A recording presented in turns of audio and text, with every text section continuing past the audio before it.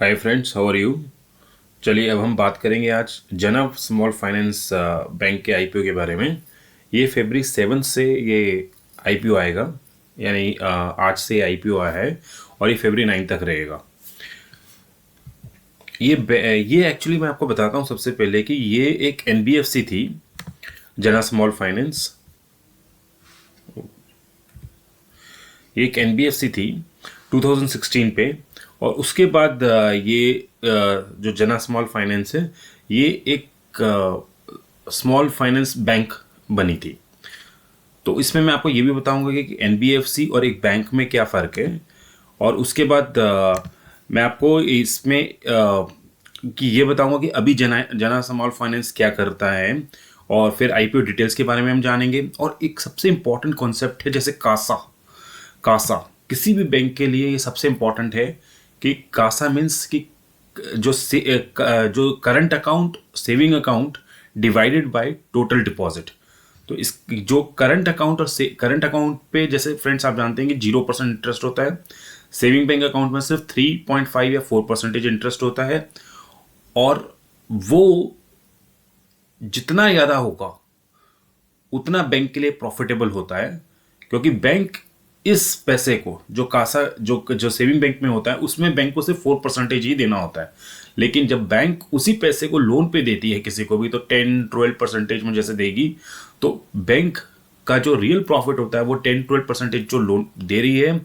और फिर जो कासा में जो 10-12% बैंक को मिलेगा, वो उसकी इनकम हो गई परसेंटेज की। और फिर कासा में जो उसको देना पड़ेगा 3 से 4%, तो इसका जो नेट इम्पैक्ट होगा वो होगा 8%। तो बैंक का ये बहुत अच्छा गेन होता है कासा में। तो इसके बारे में मैं आपको बताऊंगा कि कासा की इंपॉर्टेंस क्या है, और कासा की अभी अभी लेटेस्ट इसका कासा का सिनेरियो प्राइवेट बैंक्स में क्या हो रहा है। और उसके बाद हम फाइनेंशियल एनालिसिस देखेंगे, फिर इसके कॉम्पिटिटर्स भी देखेंगे और वैल्यूएशन भी देखेंगे, और जो इसकी ग्रे मार्केट प्राइस है उसके बारे में भी देखेंगे। और एक बात और कि ग्रे मार्केट प्राइस की धीरे धीरे नीचे गिरती जा रही है इस बैंक की। लास्ट 4 डेज से आज भी इसकी प्राइस और नीचे गिर गई है। और जो रिस्क है वो भी हम इसमें देखेंगे। फ्रेंड्स, अब मैं फर्स्ट ऑफ ऑल मैं आपको बता देता हूँ इस स्मॉल बैंकिंग फाइनेंस के बारे में। जैसे मैंने आपको बताया है कि ये जो 2006 पे ये माइक्रो फाइनेंस था, और उसके बाद 2018 पे इसको आरबीआई ने ये बोला था कि अब आप स्मॉल बैंकिंग फाइनेंस बन चुके हो, तो आप स्मॉल बैंकिंग फाइनेंस हो। और एक बार जब आप कोई स्मॉल बैंकिंग फाइनेंस बन जाता है, उसके बाद आरबीआई की नॉर्म्स होती हैं, आरबीआई की पॉलिसी रेगुलेशंस हैं कि विद इन 5 ईयर्स उसको एक लिस्टेड कंपनी बनना पड़ता है। तो ये एक बहुत इंपॉर्टेंट है। तभी आप देखेंगे एयू स्मॉल फाइनेंस बैंक और उज्जीवन, उत्कर्ष, स्मॉल स्मॉल जितने भी फाइनेंस बैंक है वो सारे आके लिस्टेड हो रहे हैं। ये एक नॉर्म है। और उसके बाद इन्हीं को स्मॉल फाइनेंस बैंक को 25% अपने मिनिमम ब्रांचेस रूरल जगह पे होनी चाहिए इनकी। ये भी इसकी एक नॉर्म है। फिर एक इसकी नॉर्म आती है कि जो 75% इनका जो लोन बुक है वो इनको प्रायोरिटी सेक्टर में देना होता है। वो प्रायोरिटी सेक्टर्स जैसे क्या होते हैं, जैसे कि हेल्थ हो गया, एजुकेशन हो गई, एग्रीकल्चर हो गया। तो वो प्रायोरिटी सेक्टर्स के जो इनको लोन देने होते हैं, ये आरबीआई की नॉर्म के हिसाब से। और ये फोर्थ लार्जेस्ट एयूएम है। फोर्थ लार्जेस्ट इनके पास, जितना इनके पास तो आई थिंक 28,000 करोड़ रुपीस का इनका लोन्स एंड एडवांस है। वो फोर्थ लार्जेस्ट है इनके अंदर assets under management.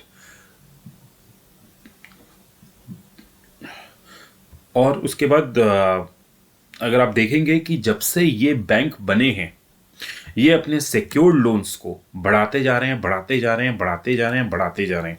Secured loan क्या है कि लोन अगेंस्ट जैसे प्रॉपर्टी है, लोन अगेंस्ट एफडी है, लोन अगेंस्ट टू व्हीलर है। ये इस चीज़ पे काफ़ी बढ़ा रहे हैं।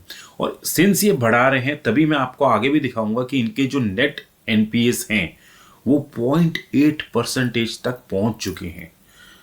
यही इनके एनपीएस पहले 5.4% पे होते थे, लेकिन अब वो 0.8% पे हो गए हैं, क्योंकि ये अपने सिक्योर्ड लोन्स को बढ़ा रहे हैं। उसी कारण इनकी जो प्रोविजन कवरेज रेशो है वो भी काफ़ी अच्छी हो चुकी है, और ये प्रोविजन कवरेज रेशो इनकी 65% है, और इनको लग रहा है कि सिक्योर लोन्स के कारण कि अब इनको पीसी प्रोविजन कवरेज रेशो पे इनको इतनी ज़्यादा देने की ज़रूरत भी नहीं पड़ेगी।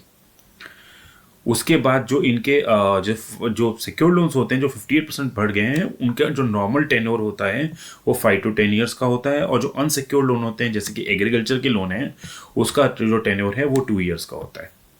अच्छा फ्रेंड्स, इनकी जो मेन स्टेट्स है जहाँ पे ये अपना बिजनेस, जहाँ पे अपने ये बिजनेस करते हैं, जहाँ पे अपने लोन से एडवांसेस देते हैं, वो साउथ में है, वो तमिलनाडु, कर्नाटका और महाराष्ट्र में है। इसका अगर ये टोटल करें इनके डिपॉजिट्स का, टोटल करें इनके एडवांसेस का, तो ये उसका 38% अपने इनका बिजनेस महाराष्ट्र, कर्नाटका और तमिलनाडु से आता है। तो ये यहाँ पे अपने लोन्स एंड एडवांसेस को देते हैं। उसके बाद इनको जो डिपॉजिट्स जो मिलते हैं, जो इनके ऊपर लायबिलिटी होती है और जिससे कि इनका बिजनेस चलता है, जो डिपॉजिट्स जहाँ से इन्हें मिलते हैं वो है वेस्ट बंगाल। तो वेस्ट बंगाल से फ्रेंड्स इनको डिपॉजिट्स जहाँ से इनको पैसा मिलता है, और उसके बाद उसी पैसे को जैसे 10% यहाँ से मिलता है रफली, उसके बाद ये जो मेन पैसा डिप्लॉय करते हैं वो जैसे मैंने आपको ऑलरेडी बताया तमिलनाडु, कर्नाटका और महाराष्ट्र है। तो और अगर आप देखेंगे कि इनकी पैन इंडिया, पूरे इंडिया पे ही प्रेजेंस है, और उसके बाद इनके जो ये डिजिटल अपनी सर्विसेज भी ऑफर करते हैं, पीसी, मोबाइल और पॉइंट ऑफ सेल्स टर्मिनल्स हैं इनके पास।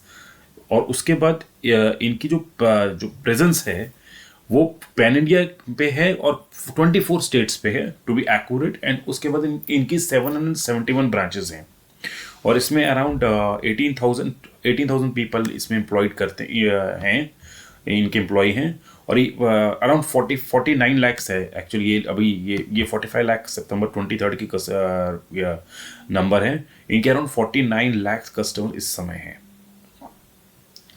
और ये एक बड़ी यूनिक चीज़ जो ऑफर करते हैं वो मैं आपको पहले बताता हूँ कि ये आप इनके पास जब भी बैंक अकाउंट ओपन करवाएंगे या कुछ भी अपना लोन कुछ भी अगर आप ओपन कराएंगे, तो ये आपको एक QR कोड देंगे स्कैन करने वाला। तो इससे जैसे ही आप करेंगे तो इससे आप कभी भी जैसे पैसे ले सकते हैं, पैसे दे सकते हैं, जो नॉर्मली हम पेटीएम में भी देखते हैं। तो ये यहाँ पर इनके पास ये चीज़ भी अवेलेबल है। दो ये आप ये सोचिए ये बिल्कुल स्मॉल जो बिजनेस है, जैसे काफ़ी रूरल पे जिस तरह मैंने बताया था कि आरबीआई के हिसाब से इनको रहना पड़ता है, तो ये उस जगह पे ये काफ़ी यूज़फुल होता है जो ये स्कैन करते हैं। तो ये एक इनका काफ़ी एक अच्छी चीज़ है कि आप इनको जब भी अकाउंट ओपन करेंगे स्कैन QR कोड भी आपको देंगे। उसके पास इनकी जो मैनेजमेंट है, जैसे हमने पहले देखा था कि 2006 पे वो माइक्रो फाइनेंस थे, और अब 2018 पे बैंक बन गए हैं, और 2024 में इनका IPO आ रहा है। तो रफली अराउंड 2 ईयर्स की है जो लोन्स एंड लेंडिंग बिजनेस में है। फिर इसके बाद जो इनकी ब्रांचेस हैं माइक्रो फाइनेंस की, जो इनकी पहले ब्रांचेस थी, अब इनको ये उसी ब्रांचेस को ये कन्वर्ट कर रहे हैं, बैंक की ब्रांच बना रहे हैं। पहले वो माइक्रो फाइनेंस का बिजनेस करते थे उसी ब्रांच पे, और उसके बाद उसी को वो बैंक के ब्रांचेस भी बना रहे हैं। और जो इनकी प्रोमिनेंट जगह पे जहाँ पे माइक्रो फाइनेंस की चीज की ब्रांचेस थी, सेम उसको बैंक की ब्रांचेस बना रहे हैं, और इसका ये काफ़ी अच्छी तरह से यूटिलाइजेशन कर रहे हैं। क्यों? क्योंकि पहले जो कस्टमर आता था वो सिर्फ माइक्रो फाइनेंस के लिए एक पर्टिकुलर आइटम के लिए आता था, लेकिन अब उसी कस्टमर को सारे के सारे प्रोडक्ट्स एक ही जगह से मिलते हैं। जैसे कि उसको सेविंग बैंक अकाउंट खोलना हो, उसको FD करनी हो, उसको लोन लेना हो, तो सारी की सारी चीज़ें उसे इसी जगह से बैंक की ब्रांच से मिल जाती हैं। और ये एक मेथड फॉलो करते हैं hub and spoke model. Hub and spoke model में क्या होता है कि एक जो ब्रांच होती है वो सारी की सारी इक्विप्ड होती है हर जगह से, कि उसमें सारे के सारे आप लोन सर्विसेज कर सकते हैं, सारे के सारे सारी एक जो बैंकिंग सर्विसेज होती हैं वो सारी की सारी प्रोवाइड कर सकते हो। लेकिन उसके बाद क्या होता है, जो नियर में ब्रांचेस होती हैं जहाँ पे जैसे कि इतने लोग नहीं होते, जैसे कि एक बड़ा विलेज है वहाँ पर एक प्रॉपर ब्रांच है, लेकिन उसके साथ साथ जो 10 और विलेजेस हैं, तो आप हर जगह पे ब्रांच नहीं खोल सकते, क्योंकि अगर आप हर जगह पे ब्रांच खोलोगे तो आपके कॉस्ट काफ़ी बढ़ते रहेगा।